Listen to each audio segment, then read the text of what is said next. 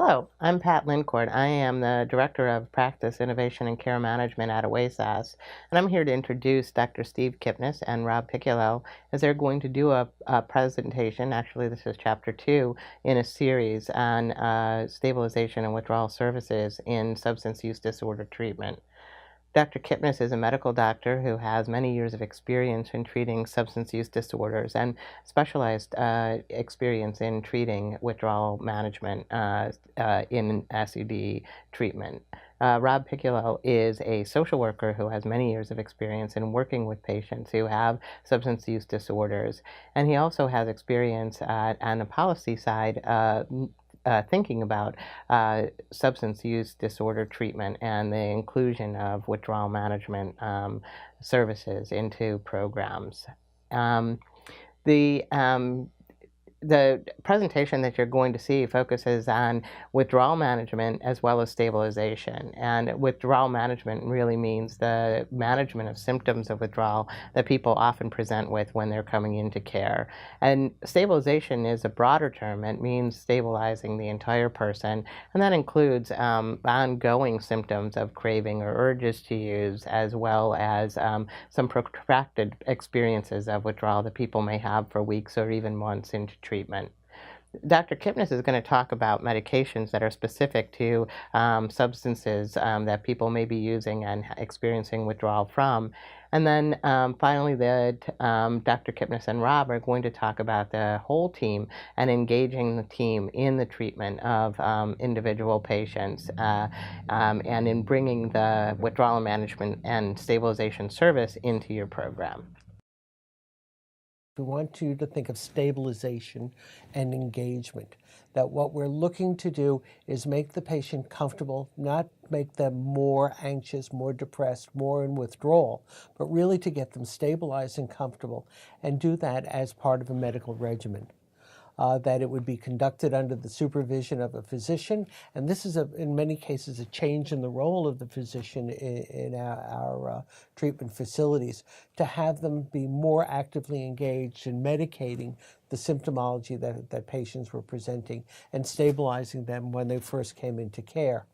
And we thought that with that stabilization, that patients would be more amenable to engaging in treatment, present less difficulty in dealing with other patients and in dealing with the staff, and really the expectation is remain in care a longer period of time. And the research shows that the longer patients stay in care, the better the outcomes tend to be. So that what we're suggesting here is that depending upon the setting that the person needs, depending upon the levels of support that the patient may need, regardless of them, one door is all that they need to access, that they should have access to medical services and medications regardless of what kind of care they're in. Right. And the 822 also gives us the ability to draw out treatment for a long period of time. That what we're talking about is a chronic illness where there may be frequent relapses. And by being able to transition from when you need medication to when you don't need medication to maybe when you need medication again over a long period of time in a service that can be flexible in providing a lot of different types of care, that this can all be accomplished in the outpatient settings. So if I ask you, what are we attempting to achieve with this whole process? Well, we want to have one door to treatment, that what's appropriate for you can be had in a variety of settings, that you can address non-complicated withdrawal. And by non-complicated, we mean? You don't have a comorbid medical or psychiatric problem that needs to be addressed immediately. You're allowed to have comorbid medical and psychiatric problems that don't need to be addressed immediately, and that's fine. But the sick patient needs a higher level of care. And by reducing the stress that the patient may be going through because of a rapid withdrawal, or really trying to get the patient immediately to be off of all medications, that when the patient is more comfortable, when these symptoms are being addressed, that the patient is more amenable to engagement and is less likely to split. Absolutely. And I think that the last piece is that what we're looking at is the treatment of protracted withdrawal, that this isn't going to be over necessarily in a short period of time. It gives you the flexibility to design care depending upon how the patient is responding. So if I understand what you're saying, the goal essentially for day one is to get the person in addiction treatment, make them comfortable, make them able to take on this treatment and be successful with it. There are a lot of medications used for withdrawal treatment. There are a lot of different protocols. The protocols could be very complicated or it could be relatively simple. I happen to like the symptom-driven protocols. You tend to use less medications, though certainly the standard set protocols have been around for a long time and are used. The key to this whole piece of the withdrawal and stabilization service is that the practice is based on the prescribing physician's clinical judgment. Other people could have input, but it's really the prescribing clinician, the physician, who sets the tone and sets the orders for which way the protocols are going to go.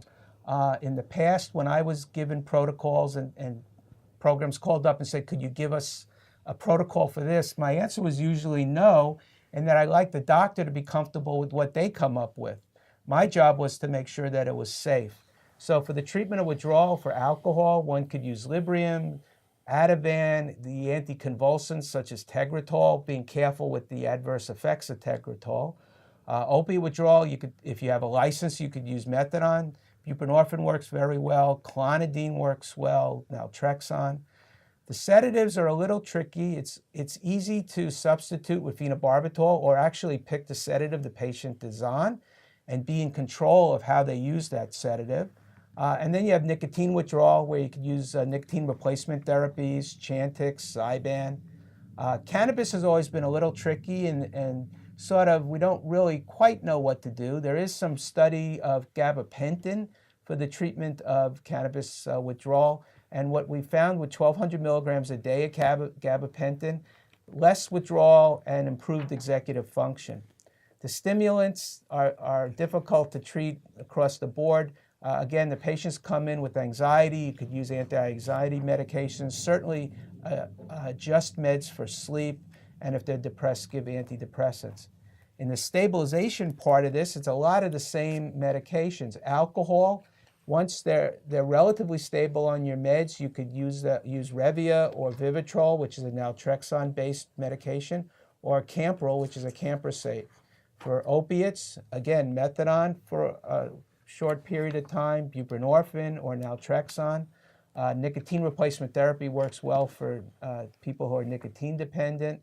Certainly the combination of nicotine replacement therapy and Zyban works even better than those used alone. And Chantix is also being looked at with the use of Zyban. Cannabis, the only medicine we've tried is gabapentin, and like I said, with the stimulants, all bets are off really is what's going to work really well to treat the patient. Buprenorphine is relatively new. It's been out since 2000. It is a really good medicine for immediately making the patient comfortable, setting the dose, and then slowly tapering. And again, no great rush in tapering the patient off. Buprenorphine can be used in an opioid treatment program along with methadone, depending on what the patient wants, needs. And it could certainly be used in an 822 or an 820, an outpatient program. Works really well, and doesn't really negatively impact psychosocial treatment at all. Patients do really well. One of the bad, incorrect myths about methadone was that you could pick out somebody in group therapy who's on methadone because they're nodding off. And that's really not true. If the methadone dose is the correct dose, and you could check by blood levels, the person, you wouldn't be able to tell who's on methadone.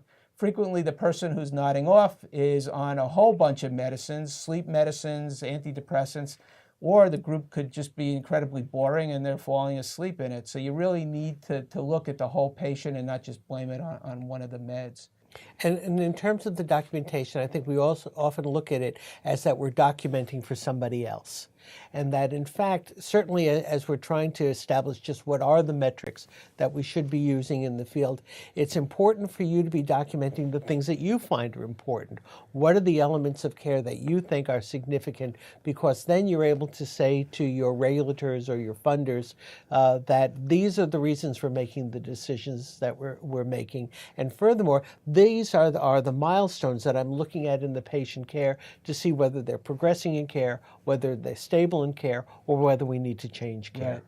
And the one last thing, just because it always gets misunderstood, is a program who's using protocols, they are either deciding to prescribe their medicine, dispense their medicine, or administer the medicine, and people get mixed up what this actually is. Prescribing means you write a prescription and the person gets it filled on the outside. Administer means you have the medicines on site and you give it to the patient. This you have to go through pharmacy law. And also dispensing means you actually put it into one of those little medicine bottles and give it, and it has to be labeled. So what our suggestion has always been, prescribe and really think second or third time around about dispensing or administering.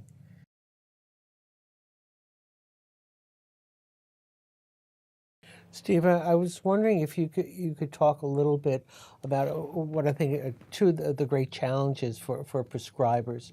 One, that you're going to be giving medication to a patient who classically has problems managing their medication, and two, your interaction with the patient on how you assess whether this is the right patient for it and how they're managing it. What's your experience there? Well, you certainly have to take a good history and know what's happened prior to that. You have to take a history of how they're using their medications. I always like, it used to be a contract, now it's a treatment agreement, where you set the rules, but you also set the expectations so that it's not my one magical pill is going to cure your addiction. And that's been a problem in the addiction world, where the ultra-rapid detox was sort of advertised as you go through this 6-hour procedure and you're cured. You don't have to do anything. Well, you wish, but that's not the way it works. So you have to manage expectations. You're going to be on these medicines for a while. You're going to be in treatment for a while. Recovery is every day. So the patient has to sort of understand that you have to balance the risks and the benefits of the different medicines depending on their medical history. So it's relatively complicated. It's sort of the art of addiction medicine and not really the science so much. I think doctors may have a little bit of a difficult time in understanding that while they're the ones who are prescribing, it's a team approach. So the nurse has input, the counselors have input, and this is really valuable. One of the best ways to know about a patient is to read the chart, to see what's actually going on the days you don't have the patient or you don't see the patient. So I think it's a whole host of different.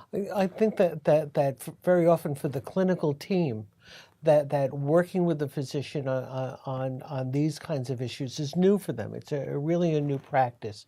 And recognizing what the physician's responsibility is in this, and ultimately, because he is putting his name to the medication and it is his patient, it does rest with him or her. But at the same time, what the clinician wants to do is have a relationship with the patient that allows for an honest discussion of how the patient is doing. One of the things that I've heard, and it's been my experience, is that patients experiment. How would you react to something like that? Well, I think the reaction is that the patient is there for an addiction problem. They're doing what they're expected to do. It shouldn't come as any great surprise that they're going to play with their meds a little bit.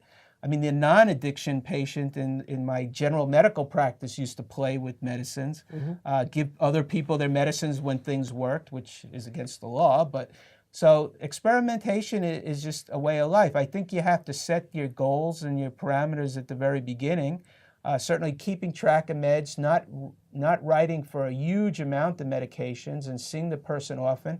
Use the drug screen not as a negative, but use it as something that says, wow, you have a drug screen that shows no use of alcohol or drugs, you're doing great. That's a positive approach as opposed to have it be something that you're trying to catch the person using. So I think there's a lot of things that one could really do. Right. And I think that to some extent, having these kinds of conversations when you first start to induce the patient, when you first start working with them about the expectations, the things that we're going to see, the things that we can talk about, but also how you're going to respond to them. I think that it's important for you to say to them, listen, if we can't control this with the medication, that this isn't going to work. Right. We need to work on this together. Because I think that ultimately patients really do want to do well.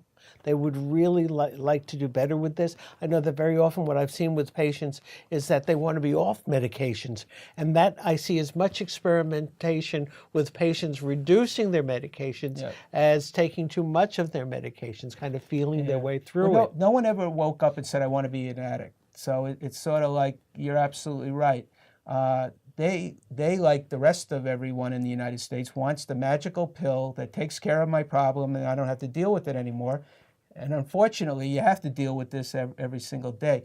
The physician has to not be the patient's buddy, but they have to give respect to the patient. And I think the addiction patient has long lost respect from lots of different parts of the medical community. So just being respectful wins you over and gets them to want to try to do well, if not for themselves, but for you as well. And certainly it's the opportunity for the physician to lead the team, to be able to talk about what the expectations are, why they're making the decisions that they're making, and for the team to work together, whether it's the clinical team, the medical health team, or even the administrative team. Very often the person who the patient has the most contact with is the secretary or the administrator in the front of the clinic. They hear a lot of stuff.